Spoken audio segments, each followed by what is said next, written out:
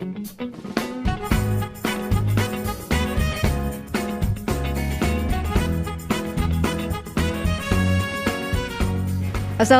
pemirsa, apa kabar? Senang sekali saya Yaya Ahmad bisa kembali hadir menjumpai Anda di Expose Lebih Dekat Lebih Santai. Tempat di mana kita bisa membahas segala hal yang ada di Kota Pekalongan dan sekitarnya. Dan hari ini Expose-nya beda ya, karena saya dan tim Expose sudah berada di Padepokan PSP atau Pencaksilat Prestasi. Hari ini ngapain sih kita ada di sini? Kita mau ngomongin pencaksilat atau tepatnya IPSI, Ikatan Pencaksilat, Kinerja dan Prestasi. Untuk itu sudah bergabung bersama saya di sini, ada yang pertama langsung saya sapa Pak Jamal Ahmad Maretan selaku pembina IPSI. Assalamualaikum Pak Jamal. Dipakai mic-nya Pak.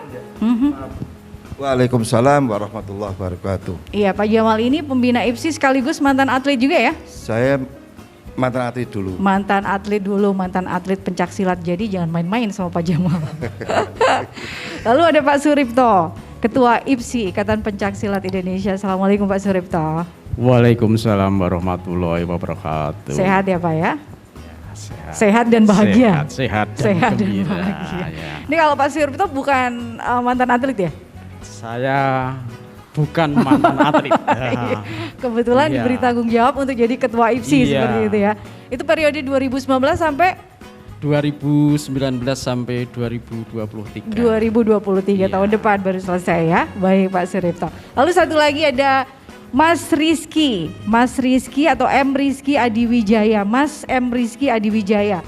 Beliau adalah pelatih sekaligus atlet atau mantan ini Mas Rizky? Dulu atlet. Dulu atlet, lebih berarti fokus sekarang ke pelatih. pure pelatih saja ya. Betul. Sehat ya Mas Rizky ya? Alhamdulillah sehat. Baik. Waduh, senang banget kita hari ini ada di Padepokan PSP diundang oleh IPSI untuk ngobrol-ngobrol terkait dengan kinerja dan juga prestasi IPSI seperti itu. Saya ke Pak Suripto terlebih dahulu nih Pak. Sebelum kita ngobrol-ngobrol lebih dalam, mungkin Pak Suripto bisa sedikit menceritakan atau menjelaskan apa sih sebenarnya IPSI itu? Apakah hanya sekedar wadah pembinaan kegiatan pencaksilat saja atau ada fungsi lain Pak Suripto? Iya. Sebelumnya saya ucapkan terima kasih kepada tim Batik. Assalamualaikum warahmatullahi wabarakatuh. Waalaikumsalam warahmatullahi. Salam olahraga jaya. Ya. Gitu ya. Ya. Jaya, iya. Ya. Alhamdulillah Rabbil Alamin, segala puja dan puji syukur selalu kita panjatkan kepada Allah Ta'ala yang telah berikan kesehatan pada kita semua sehingga pada sore ini bisa berkumpul di Padepokan PSP ya. Jadi ini adalah tempat sarana kegiatan berlatih. Sebelumnya juga saya mengucapkan selamat Hari Jadi Kota Pekalongan yang ke-116. Iya. Ya, insya Allah makin terciptanya sinergitas membangun bersama rakyat di Kota Pekalongan sehingga nantinya akan bahagia, tentram, damai, sejahtera. Amin. Amin, amin ya robbal alamin ya. Inilah kebahagiaan kami di IPSI bersama Pak Jamal, Mas Rizky. Ini adalah tim-tim kami dari IPSI. Nah, IPSI ini merupakan suatu organisasi yang kaitannya tertinggi di Indonesia, yaitu Ikatan Pencaksilat Indonesia. Iya. Dalam IPSI ini, dalam kepengurusan atau kaitannya dengan organisasi yang ada khususnya di Kota Pekalongan, itu merupakan wadah organisasi semua perguruan yang ada di Kota Pekalongan ini. Ya. Sehingga tempat penempaan atlet, tempat membina, ibaratnya seperti ini, kawah Condro di Muko. Iya, jadi iya. tempat membina. Di antaranya yaitu dari kegiatan-kegiatan itu ya seperti tempat ini, Mbak. Jadi Sempata ini adalah merupakan tempat kegiatan. Iya. Ya. Kemudian ada lagi yang lainnya yaitu di Ngedono juga ada tempat. Jadi beberapa tempat hanya kami terus terang IPSI belum punya tempat khusus yang namanya adalah padepokan untuk IPSI. Sampai hari ini belum punya, Pak? Sampai hari ini mohon maaf Oke. belum. Jadi kami Nuwun Sewu sebelumnya sejak tahun 1987 sama Pak Jamal ini sudah menangani IPSI. Oke. Ya, jadi sampai sekarang kebetulan ya bisanya baru seperti ini. Nrimo ing pandum dulu. Baik. Iya ya, mudah-mudahan nanti bapak-bapak kita pemerintah bisa memikirkan sarana olahraga padepokan di IPSI Kota Pekalongan dan nanti semoga bisa dipakai dari bermacam-macam yang berkaitan dengan olahraga. Iya. Ya, tidak hanya IPSI tok, Mbak. Jadi nanti bisa sarana padepokan satu bisa digunakan mungkin lebih dari lima cabur maksudnya, seperti karate. Jadi kayak sport center gitu ya? Iya, Oke. taekwondo. Semoga bisa didengar di expose kali ini ya Pak ya. Jadi apa yang selama ini jadi unek-unek dari IPSI bahwa IPSI belum mempunyai padepokan sendiri atau syukur-syukur nanti dibikinkan atau dibuatkan GOR ya atau sport center lah ya. Iya. Tidak hanya untuk olahraga pencaksilat saja atau IPSI saja tapi untuk cabur lain seperti itu. Inji Iya. mekaten dados ya. Baik. Ya ini Itu. menarik. Tadi Pak Suripto bercerita bahwa untuk IPSI sendiri itu kan di bawah IPSI ada banyak perguruan ya. Itu Iya. kurang lebih berapa Pak kalau di Kota Pekalongan sendiri? Awal tahun 87 itu kami dengan Pak Jamal kurang lebih 26 perguruan. Kemudian menjadi 23 kepengurusan terus berlanjut dari pimpinan pengurus IPSI menjadi 20 dan sekarang eksis menjadi 18 perguruan. Oke. Jadi kemudian yang aktif di dalam laga itu Kompetensi gitu ya, latihan gitu ya. Oke. tengah Dideketin Pak ya. mic-nya suaranya hilang. Iya. Itu rata-rata yang saya catat itu ada 12. Ada 12 yang Iya, aktif yang ya. aktif, ya. Oke. Dari seni pun juga gitu. Namanya seni, jadi ada laga dan seni untuk bela diri. Baik. Dari 18 ini atau yang aktif sekitar 12 ini ya pembinaan kami bersama-sama teman-teman ini betul-betul sangat memerlukan tenaga, tempat. Seperti contoh kegiatan itu seperti Dulong Mas kemarin, kami dalam TC atau kegiatan teknik latihan ini pindah ya, nomad sementara karena memang belum punya padepokan ya. Ya di Baik. tempatnya Asad, Medono, kemudian di tempat sini Ya, walaupun pindah-pindah tapi tetap mencetak prestasi ya Pak, luar biasa nih untuk IPSI. Insya Waduh, Allah Masya. begitu. Baik, saya bergeser ke Pak Jamal. Tadi yang sudah disampaikan oleh Pak Suripto bahwa untuk IPSI ini kan ada beberapa padepokan ya Pak, bukan padepokan perguruan silat Pak. Pak Jamal. Dari sekian banyak perguruan itu kan pasti punya jurus-jurus khasnya sendiri gitu. Ketika berada di IPSI itu bagaimana sih mekanismenya atau bagaimana mereka akhirnya jadi satu atau bagaimana Pak Jamal? Assalamualaikum warahmatullahi wabarakatuh. Waalaikumsalam warahmatullahi wabarakatuh. Terima kasih untuk Badik TV. Ini pengalaman pertama saya diliput di TV. Iya, nanti Khusus di akan Badik ada TV, selanjutnya, Pak. Tapi insya Allah. Mungkin saya belum terbiasa, tapi saya memperhatikan diri. Siap. Berhubung insya Allah mungkin nanti malam itu awal puasa, tapi kita nunggu dari pemerintah. Saya pribadi mengucapkan selamat berbulan puasa Ramadan ya. 1443 Hijriah. Semoga amal ibadah kita diterima oleh Allah SWT. Amin, amin. IPSI Kota Pekalongan, memang saya mulai terjun di IPSI itu tahun 87, saya masih ingat itu pada bulan Januari. Awal daripada saya ikut seleksi. Iya. Ya tadinya enggak pernah ikut bertanding, deg-degan Mbak, pengalaman. Saya seangkatan kan Pak Suripto, kebetulan beliau ini sekarang selaku Ketua Umum IPSI Kota Pekalongan. Kemudian juga dari beberapa pengurus kita ini, Pak Suripto, Pak Bambang, Pak Suparji, beliau sebagai Wakil Ketua. Beliau juga mantan atlet Kota Mantan Pekalongan. atlet juga? Mantan atlet, Iya. seangkatan sama saya. Baik.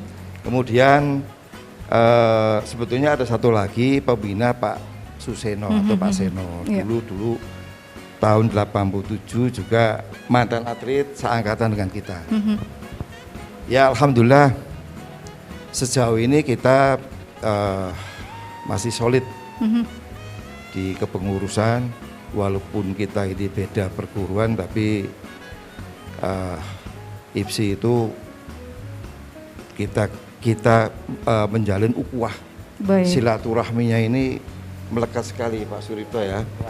Walaupun beda perguruan seperti itu ya Pak ya, mungkin Iya. ya beda perguruan, Beda beda perguruan. jurus-jurusnya, tapi begitu di bawah naungan Iya. IPSI sudah membaur aja. Kalau beda perguruan memang, tapi Iya. kalau sudah kita wadah di IPSI, kita ini apa ya, kayak satu keluarga. Satu keluarga. Nah. Iya. Benar-benar terasa ukhuwah silaturahminya baik sekali. Sudah nggak mikir dari perguruan mana Enggak. gitu, yang penting satu keluarga. Kecuali di IPSI. kalau memang ada ajang seleksi cabang ya Pak Suripto ya, memang itu sangat seru sekali dan keras. Iya, posisinya udah Tapi beda ya. Berbeda. Karena tapi berkompetisi. Sportif sekali. Baik, baik. Iya, Pak Jamal, ini selama dari tahun 87 aktif di IPSI ini bagaimana melihat perkembangan pencaksilat di Kota Pekalongan sampai hari ini? Kalau saya pengalaman pribadi saya, memang tahun 87 memang sampai sekarang ini memang banyak peraturan berbeda sekali. Dulu memang misalkan kita pertandingan berangkulan sampai bantingan itu masih disahkan, tapi sekarang mungkin Saudara Di Mas Rizky ya, tekniknya. banyak perubahan Saudara Rizky ya. Banting-banting sudah nggak boleh. Sekarang nggak boleh, kesannya MMA nanti. Berarti ada berbeda ya, sangat berbeda. Berbeda sekali. Oke, Berbeda, baik, baik. berbeda. Iya. Sekarang saya bergeser deh ke Mas Rizky. Ini sejak kapan sih Mas Rizky? Kita ngomongin dulu ya, flashback dulu sebelum akhirnya jadi pelatih. Ini mantan atlet yang saya tahu dengan prestasi yang cukup luar biasa. Untuk Mas Rizky sendiri, kenapa kok tertarik untuk menggeluti pencaksilat ini? Baik, terima kasih Mbak. Bismillahirrahmanirrahim. Assalamualaikum warahmatullahi wabarakatuh. Terkait dengan cabang olahraga pencaksilat, kenapa kok saya tertarik dan memiliki minat di pencaksilat? Yang pertama adalah pencaksilat merupakan budaya bangsa kita, Mbak. Budaya bangsa. Salah satu seni bela diri yang dimiliki bangsa Indonesia. Awalnya dulu memang saya mempelajari bela diri lain. Iya. Ya, namun pada usia kurang lebih SMP, saya mulai tertarik di dalam pencaksilat. Karena di pencaksilat itu selain satu itu menjadi budaya bangsa yang mana sebagai warga masyarakat Indonesia wajib juga ikut melestarikannya. Yang kedua, bela diri pencaksilat ini merupakan bela diri yang kompleks. Ya, kompleks dalam artian berbagai teknik, taktik maupun serangannya itu memberi kompleksitas yang sangat luar biasa. Dari pukulan, tendangan, terus jatuhan, terus nanti di jatuhan itu ada bantingan, sapuan, sirkelan, gawilan. Nah, itu membuat saya tertantang. Sebagai mungkin dulu ya waktu muda, sekarang juga masih muda. Saya mau ngomong gitu. Iya, maksudnya dulu waktu beranjak remaja kan punya challenge tersendiri. Wah, ini kayaknya bela diri yang sangat menantang. Nah, berangkat dari situ saya mendalami pencaksilat, saya belajar pencaksilat, saya menggeluti pencaksilat hingga mengikuti beberapa event dari tingkat bawah, alhamdulillah sampai tingkat internasional. Waduh, luar biasa. Terus kita juga pengen dong tahu prestasi-prestasi dari Mas Rizky ya yang sudah berhasil diraih selama menjadi atlet pencaksilat sampai akhirnya sekarang jadi pelatih. Tapi nanti ya Mas Rizky ya. Baik pemirsa, kita akan lanjutkan lagi sesaat lagi. Jangan kemana-mana, tetap di Expose, lebih dekat, lebih santai.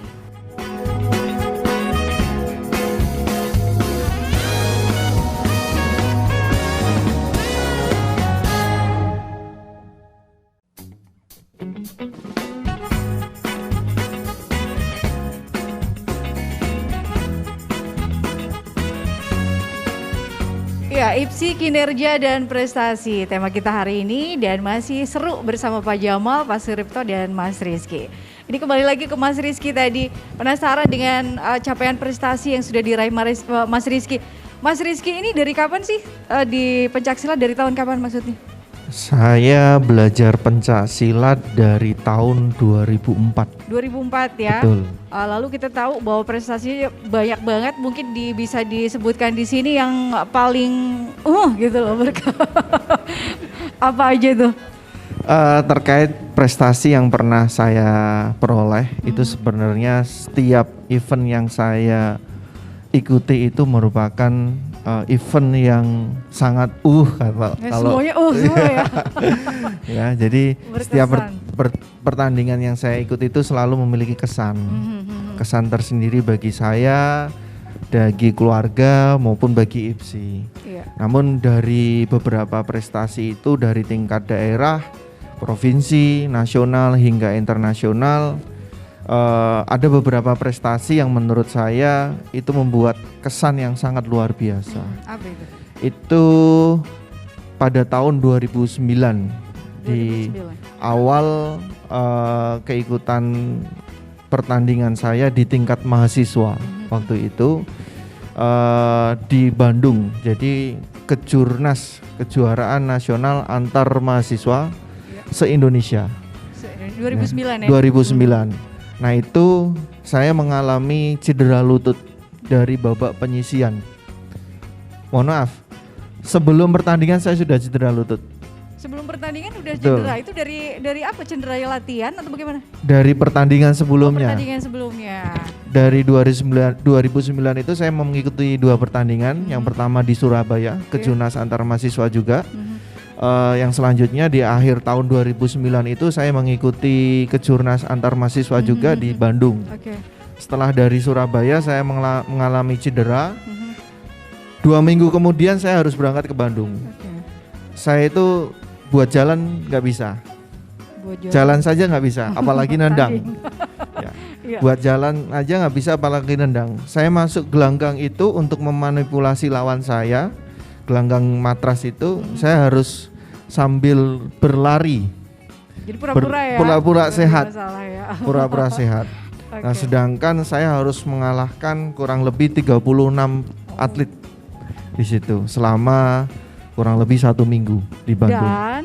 Dan alhamdulillah dari perjalanan panjang itu saya mendapat juara 1 nasional. Oh, luar biasa nih. Itu pengalaman yang berkesan yang pertama. Pasti berkesan ya, karena tanding ketika cedera. Betul. Dan berhasil menjadi juara 1, luar biasa. Ada lagi satu kalau apa boleh itu? saya tunjukkan. Ini yang mohon maaf, ini yang tadi 2019 di Yang Universitas. cedera itu ya? Iya, betul. Terus di tahun 2014 pertandingan yang sangat berkesan sekali. Ini Asian University Game.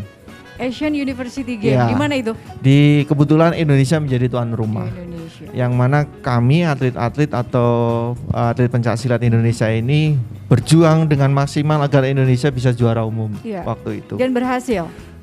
Alhamdulillah. Di tahun 2014 itu saya juga pasca cedera. Harus cedera dulu biar menang gitu. Jadi 2 bulan sebelum pertandingan Asian University Game ini, saya cedera patah kaki. Di tahun 2014, tahun yang sama.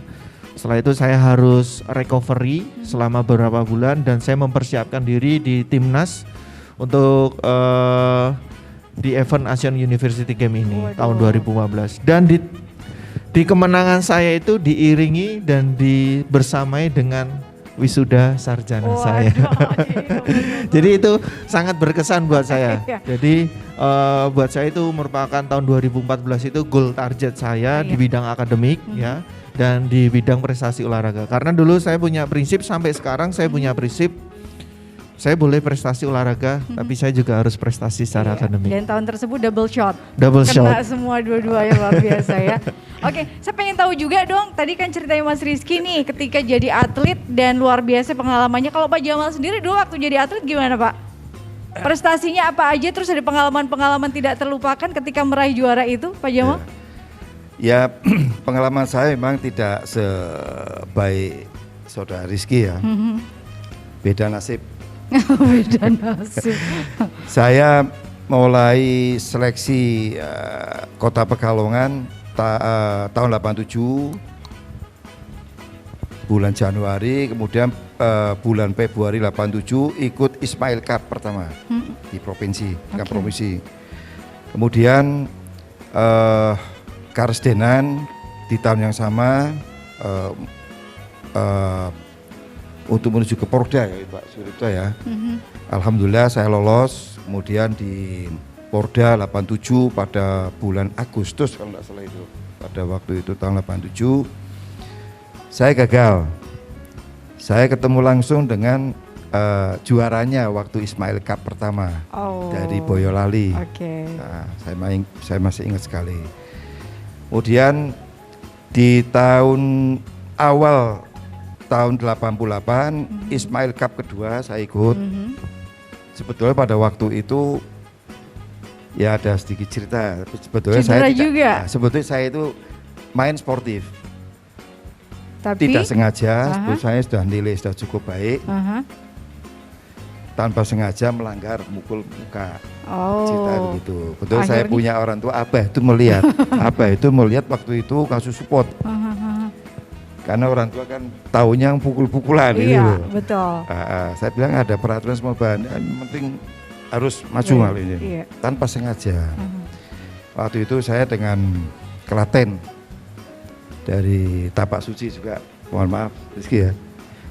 Emang waktu itu nilai saya sudah unggul, tapi berhubung saya ada pelanggaran, maka nilai itu dikurangi, kemudian saya bendera kalah 3-2. Itu tidak terlupakan juga Pak Jamal ya? Tidak terlupakan. Tapi saya salut. Kenapa? Saya masih ingat lawan saya pada waktu itu guru olahraga. Cuma namanya saya agak lupa. Dia baik sekali. Saya terkesan. Dia merangkul saya, minta maaf, enggak apa Mas Jamal. Mas Jamal itu main sportif, enggak sengaja saya tahu. Saya rangkul betul. Alhamdulillah beliau ini sampai final juara 1. Yang guru olahraga itu ya? Guru olahraga itu yang dari Klaten. Iya. Masya Allah. Iya, luar baik biasa sekali. Ya. Tidak semuanya ada cerita karena ini self defense. Pasti ada cedera-cedera gitu yang mengikuti ya, Mas Rizky dan Pak Jamal. Saya kalau boleh nambahin, beliau ini adalah motivasi saya. Motivator ya. Artinya beliau ini adalah pendekar pencak silat di Kota Pekalongan yang membuka gerbang di kancah nasional. Nah, tanpa beliau di Pekalongan mungkin tidak ada saya mungkin. Artinya beliau merupakan sebagai panutan, motivasi adik-adiknya yang di bawahnya termasuk saya, dan sampai sekarang beliau sangat luar biasa di usianya membina pencak silat di Kota Pekalongan. Jadi Pak Jamal, walaupun mungkin Pak Jamal secara prestasi kalah sama Rizky, tapi gara-gara Pak Jamal loh pencak silat Pekalongan jadi bisa go nasional seperti itu. Bahkan go internasional. Tangan dong untuk Pak Jamal. Baik, ke Pak Suripto Pak, kembali ke tema kita.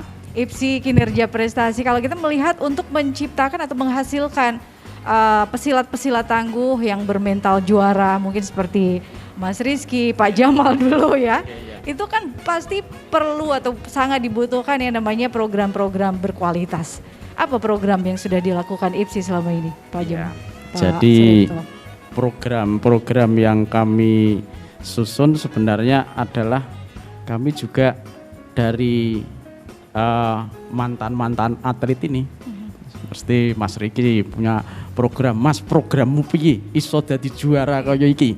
Nah, tolong diwenehke atlet-atlet Pekalongan corone gitu caranya ya. Jadi seperti itu, maka program yang seperti kemarin yang di tahun 2000 berapa kemarin 2019 kami mengadakan penataran pelatih, penataran wasit, juri dan pelatih.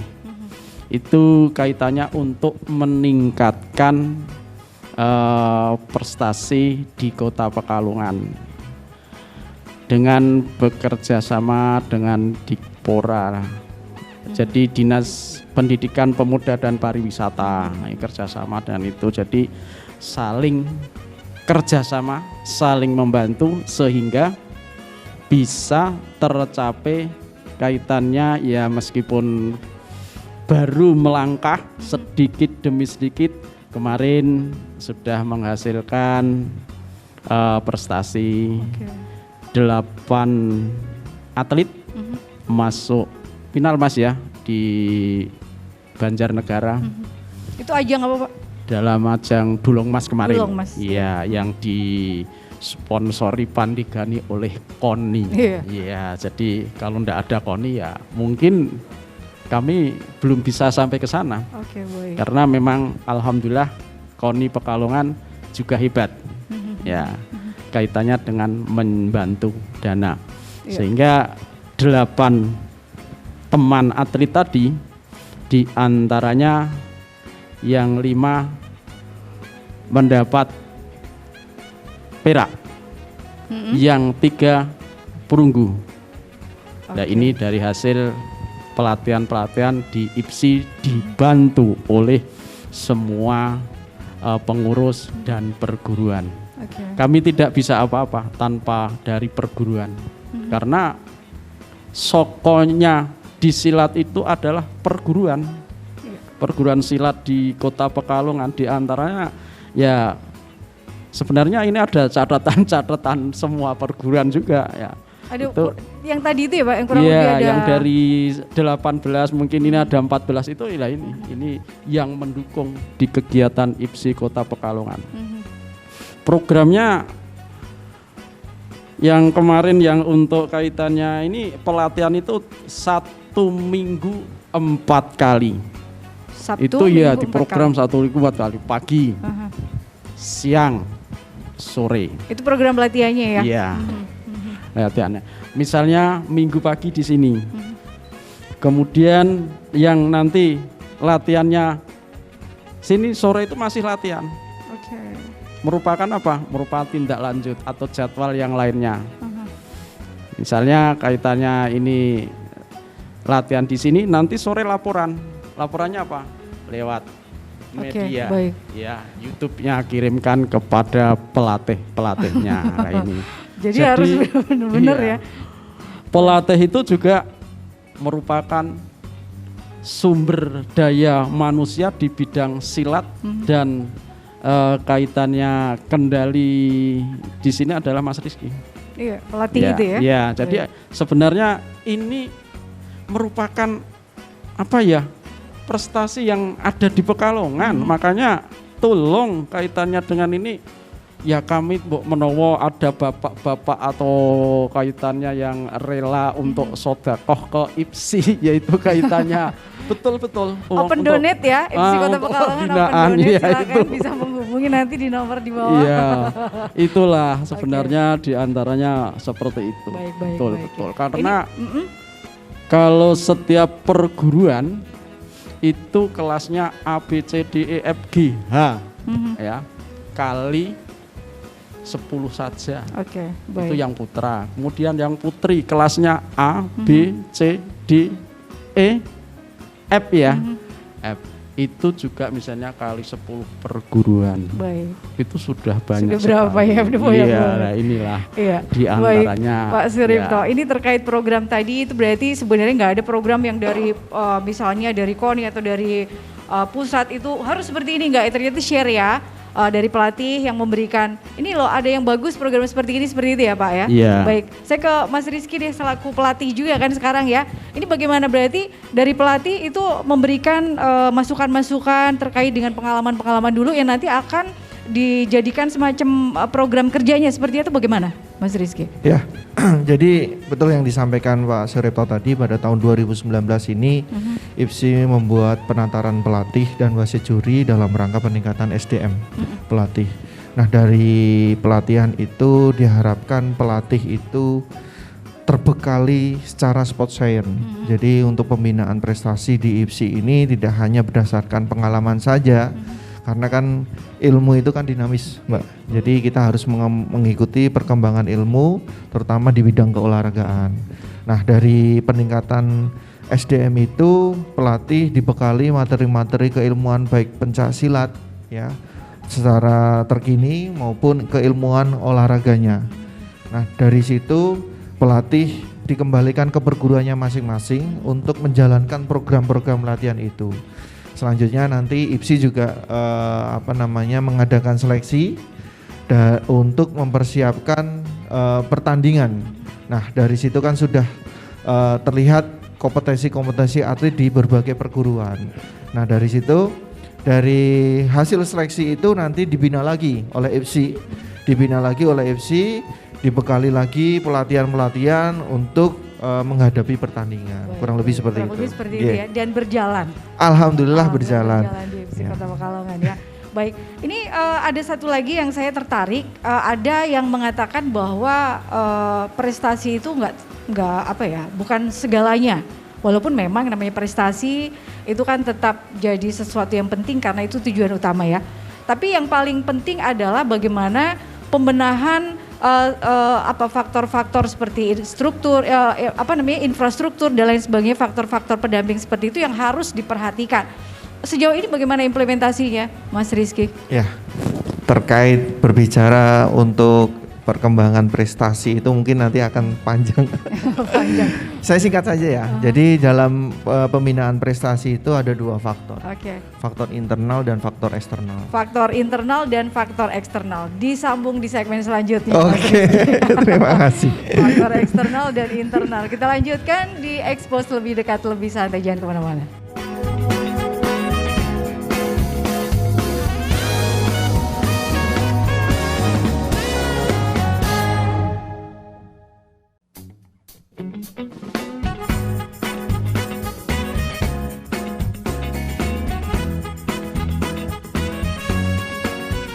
Ya, terima kasih untuk Anda yang masih terus bergabung bersama kami di Expose lebih dekat, lebih santai, IPSI Kinerja Prestasi. Baik, lanjut lagi Mas Rizky yang sempat kita terputus tadi obrolan ya terkait dengan ada beberapa faktor internal dan eksternal untuk mensupport prestasi-prestasi atau terkait juga dengan infrastruktur IPSI di Kota Pekalongan. Mas Rizky, saya agak ribet ngomongnya nih. Saya sedikit menjelaskan terkait faktor yang mendukung prestasi. Yang pertama saya sampaikan dulu faktor internal. Faktor internal itu ada di dalam diri atlet itu sendiri, yaitu keberbakatan dan keminatannya atlet itu sendiri, dan berkaitan dengan antropometri, sesuai dengan cabang olahraga yang digeluti atau tidak. Yang selanjutnya ada faktor mental, ada faktor fisik, ada faktor taktik strategi, dan ada faktor teknik. Nah, di situ harus dimiliki oleh atlet itu sendiri untuk mengantarkan atlet ke prestasi yang tinggi. Itu yang faktor internal. Dan tadi yang ditanyakan Mbak siapa? Nggak penting. Mbak, faktor eksternal itu terkait dengan salah satunya infrastruktur. Tidak hanya infrastruktur, tadi juga sudah disinggung oleh Pak Suripto selaku Ketua ISI Kota Pekalongan. Jadi memang peningkatan dan pembinaan prestasi di semua cabang olahraga, tidak hanya pencaksilat. Faktor infrastruktur itu sangat penting sekali, baik sarana maupun prasarana. Prasarana meliputi gedung, tempat latihan, ya, bangunan dan lain sebagainya. Itu harus dibutuhkan prasarana yang sangat menunjang. Yang selanjutnya ada sarana seperti media, alat untuk latihan. Kalau di pencaksilat mungkin ada patching, body, matras dan lain sebagainya. Itu semuanya udah ada? Sudah ada, dukungan dari KONI melalui IPSI sudah ada. Namun memang bangunan secara fisik memang masih sedang diupayakan. Nah, Di setiap perguruan juga secara mandiri mereka sudah memiliki sarana itu untuk menunjang latihannya. Yang selanjutnya, faktor selanjutnya adalah faktor finansial. Ya, ini sebenarnya masalah klasik ya. Jadi faktor finansial ini adalah sangat penting untuk bagian dari pembinaan atlet untuk menunjang prestasi. Saya katakan Jawa Tengah, saya berbicara Jawa Tengah. Jawa Tengah untuk membina atlet semacam seperti saya mungkin butuh investasi miliaran. Karena dari alat-alat tadi, terus dari salari yang saya dapatkan, dari asupan gizi yang saya dapatkan, itu kalau dikaji itu bisa banyak gitu kan. Terus mungkin recovery pada saat saya cedera itu membutuhkan finansial yang sangat banyak. Itu kendala juga ya? Itu kendala. Nah, di Kota Pekalongan ini memiliki potensi yang sangat besar. Apalagi saya sampaikan tadi faktor internal mungkin di Kota Pekalongan sudah siap insya Allah. Tinggal dilaksanakan pembinaan secara berjenjang, selanjutnya didukung oleh faktor eksternal itu. Kalau untuk anggaran pure hanya dari KONI saja atau bagaimana, Mas Rizky? Ya, kalau anggaran pembinaan prestasi dari KONI itu setiap tahun KONI mengucurkan dana ke setiap cabang olahraga. Ada juga melalui Dispar-Putpora, ya, melalui pembinaan prestasi Dispar-Putpora itu ada pembinaan latihan pelajar ya untuk di daerah gitu.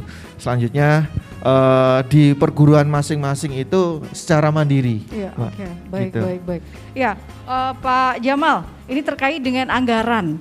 Anggaran selama ini kita tahu ya, apalagi yang disampaikan oleh Mas Rizky tadi bahwa untuk atlet-atlet pencak silat di Kota Pekalongan itu sangat potensial sekali. Mereka mungkin mampu meraih atau mencapai prestasi yang jauh di bayangan kita ya. Tapi terkait lagi dengan anggaran yang selama ini menjadi kendala dan seperti yang disampaikan Mas Rizky, Pak Suripto tadi, sejauh ini hanya KONI, bahkan kita itu bisa loh open donate. Ada nggak masukan-masukan terkait dengan anggaran itu, Pak Jamal? Memang itu anggaran atau dana itu memang pokok sekali ya, Pak. Benar. Untuk bukan hanya untuk IPSI saja, cabur-cabur lain pun ya tetap. Iya. UUD pasti iya dong, ujung-ujungnya duit. Mohon maaf ya.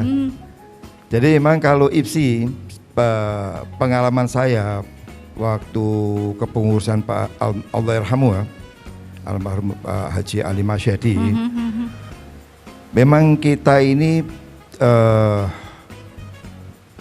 dana IPSI itu pertama dari perguruan-perguruan yang ada rasa kepedulian, kemudian dari para donatur, kemudian ya juga dari pemerintah kota, baik Pak Wali atau KONI. Tapi kalau kita hitung-hitung pada waktu itu kurang mencukupi. Tapi alhamdulillah ya namanya rezeki ada saja. Ada saja. Kalau sekarang mencukupi enggak sih, Mas Rizky?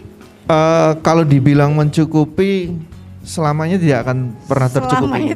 Karena memang investasi di bidang olahraga itu sangat tinggi sekali. Iya, betul. Namun nanti feedbacknya akan tinggi. Nah, nanti mungkin kalau boleh saya sampaikan bahwasanya pembinaan olahraga itu bisa mendatangkan pendapatan daerah juga sebenarnya melalui sport tourism, nanti sport industri, nanti akan melebar di situ. Jadi lingkaran ya. Iya, gitu. Ini termasuk ketika Pak Jamal tadi menyampaikan anggaran, beliau ini termasuk donatur tetap dari sejak kepengurusan IPSI yang dulu sampai sekarang. Sport dana dari beliau, tidak hanya IPSI, olahraga sepak bola juga, terus mungkin beberapa olahraga yang digeluti Pak Jamal. Iya, mungkin setelah melihat, wah ini kayaknya IPSI butuh guyuran dana yang cukup besar, anggaran yang cukup besar, nanti saya yakin teman-teman untuk jadi donasi tetap. Ke Pak Jamal. Pak Jamal ya. Oke. Pak Jamal sendiri kalau melihat perkembangan sepak bola sih, pencak silat ya di Kota Pekalongan seperti yang disampaikan tadi kan cukup bagus. Itu kalau tim pencak silat Kota Pekalongan sendiri saat ini, kalau Pak Jamal melihatnya seperti apa? Khusus ya, IPSI Kota Pekalongan sebetulnya untung sekali adanya saudara Rizky ya. Saya dulu pernah guyonan sama Pak Suripto, Pak Ripto ya. Apakah ada dunia lain Pak Ripto? Beliau mungkin sempat kaget gitu. Guyon tapi guyon. Iya. Nah, maksudnya apa? Pak Jamal, enggak, ini kan kita ini alhamdulillah.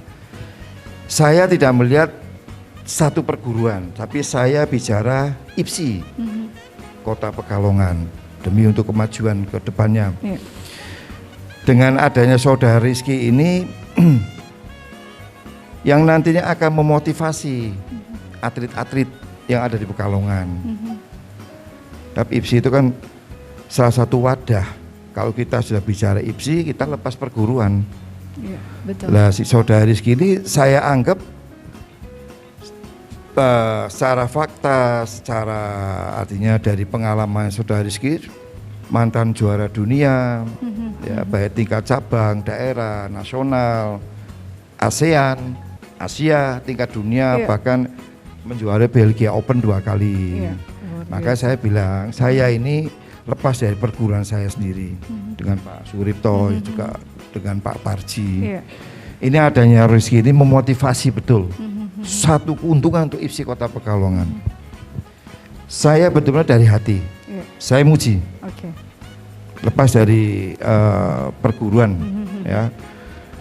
Pekalongan ini harusnya sudah ada kader-kader atlet yang berprestasi yang di tingkat daerah maupun nasional internasional. Banyak potensi di Kota Pekalongan ini yang berkualitas. Ya nanti Bapak Suripto itu yang selaku ketua umum yang bisa koordinasi. Intinya tim pencaksilat di bawah pelatihan Mas Rizky dan pelatih-pelatih yang lain ini sangat luar biasa ya, sangat hebat dan berpotensi untuk meraih capaian seperti yang disampaikan Pak Jamal, tidak hanya di tingkat regional, nasional, bahkan prestasi internasional seperti itu. Berat nggak Mas Rizky? Tidak ada yang berat kalau kita mau berusaha. Siap.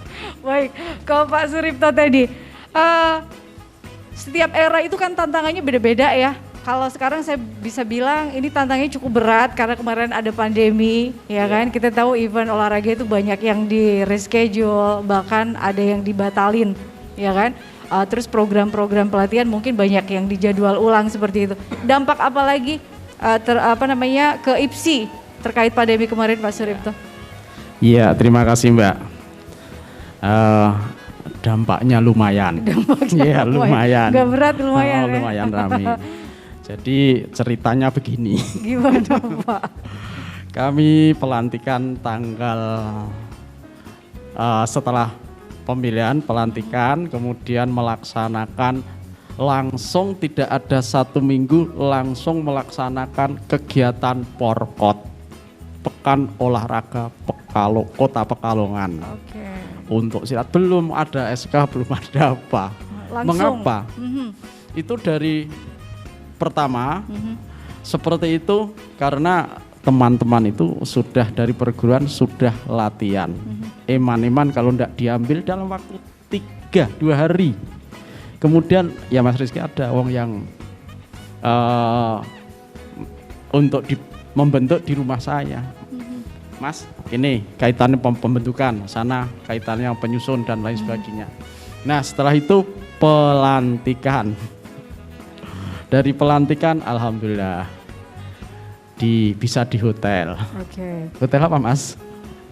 Santika. Bisa alhamdulillah. Gitu. Ini luar biasa, belum pernah Pak ya.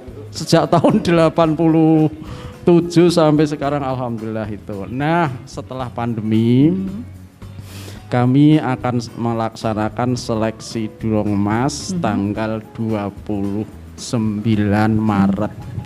Lah, pandemi atau itu ternyata tanggal 16 Maret sudah tidak ada kegiatan sama sekali. Jadi 16 Maret akhirnya kami sudah pesen medalinya. Sudah, itu kendala yang pertama kendala di kaitan COVID itu sudah pesen mau mengadakan event kaitannya dengan ya piala di BRD ya. Itu eventnya ditunda atau dibatalin Pak? ditunda sampai sekarang. Belum ya. Namun alhamdulillah kemarin itu kendala-kendala itu sangat banyak sekali. Iya. Termasuk kami mau ngadakan seleksi untuk Dulung Mas berangkat ke Banjarnegara itu tertunda, hanya ada waktu 1 bulan, persiapan 1 bulan baru bisa. Intinya pandemi kemarin efeknya walaupun nggak banget tapi tetap berdampak gitu ya ke IPSI. Berdampak. Baik. Nah, piala medali akhirnya bisa kami gunakan sesuai kegiatan yaitu seleksi Dulung Mas. Iya. Tapi kaitannya itu bunyinya ya non sewu sini sudah berbeda. Jadi sudah berbeda. Ini bisa digunakan karena demi atlet mendapat medali. Berarti ada bukti bahwa ini seleksi Dulung Mas itu. Itu kendala-kendala. Kemudian alhamdulillah ini sudah mulai bisa berlatih dari semua perguruan, mulai action, mulai kegiatan untuk mengolahragakan diri sendiri, masyarakat, kaitannya kesehatan jasmani rohani sehingga bisa menyehatkan semuanya. Baik. Iya. Gitu. Mas Rizky, ini terakhir sebelum kita pamitan karena waktunya ternyata juga nggak banyak. Ini target ke depan apa nih IPSI mau harus meraih nomor di kompetisi apa ini?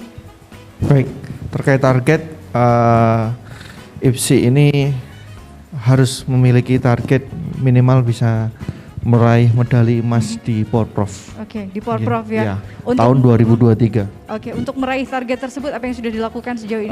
Sejauh ini program latihan di beberapa perguruan sudah berjalan, namun untuk mempersiapkan pra Porprov ini sedang digodok oleh IPSI Kota Pekalongan untuk menghadapi Porprov ke depan. Sukses, semoga berhasil ya.